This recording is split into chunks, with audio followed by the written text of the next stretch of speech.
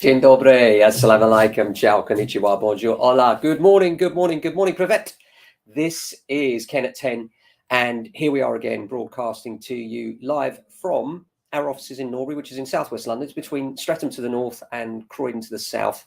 And we tend to deal with a good cross-section of the population. I always think we're a good kind of at the coalface sense of what's going on with the market. And what's going on right now is people are worried, and understandably so. The average fixed rate, by the way, now 2-year fixed rates is up at 6%. Thanks, Wazzy. And yeah, things are looking a little bit shaky, aren't they? But one thing I've learned over the years is, as long as the phones are ringing, we always find two things. The phones ring with people looking to sell, and the phones ring with people looking to buy. And as long as we have those two, the only question is ratio.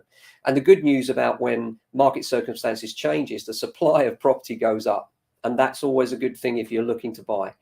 So what we expect to happen is over the course of next year, this year, I think what we'll see happening is the supply will still be extremely limited. We'll have a few more buy-to-let investors that choose to exit the market. I think that's going to be the thing that will be happening over the next few months. And those buy-to-let investors will come up largely with flats rather than houses. That's what we tend to find the buy-to-let investors are in. And then there's always the 3Ds, death, debt, and divorce. People are always, sadly, those things are always happening.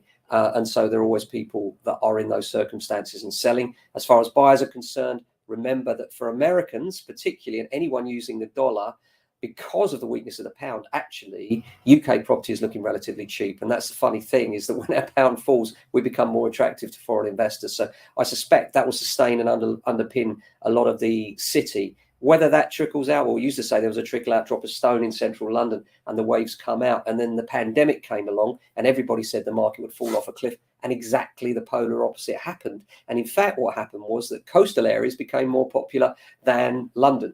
Obviously largely due to the lockdown of the city. But what actually happened then was it felt like if you dropped a stone in the English Channel, the waves would come back in again rather than go out, which turned everything on its head. So the property market will always surprise. That we know about. And what will happen next? Well, what we know is we've got stamp duty advantages for first-time buyers. I think that's a critical move and will help those trying to get onto the housing market. Obviously, pushing against that, lenders are going to be much tighter in their criterion because the market is unlikely to rise anytime soon. And while that's happening, lenders tend to lock down their criterion a little bit tighter. In other words, they'll be a little bit more cautious in their approach to lending because they don't suspect the market will rise in the short term anytime soon. And so we can expect more cautious lending.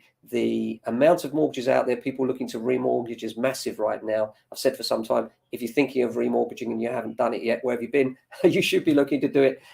Even if you're on a fixed rate, it might be worth you considering the way rates are heading, actually looking at a fixed rate, which is higher than the one you're currently in, and taking a hit on what we call the redemption penalty. This is not financial advice, but there's a penalty when you have a fixed rate to come away from that rate. It's sometimes a percentage, sometimes a flat fee, but it's certainly worth you looking at that.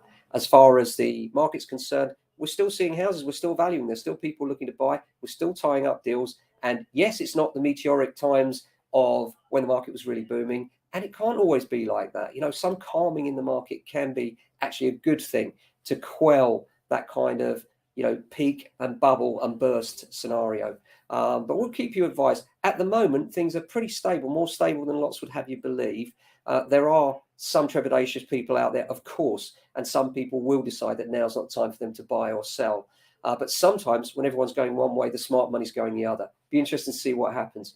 Thanks for watching. We're back tomorrow with another edition. Till then, look after yourselves, and if you can, your family and friends. Ciao.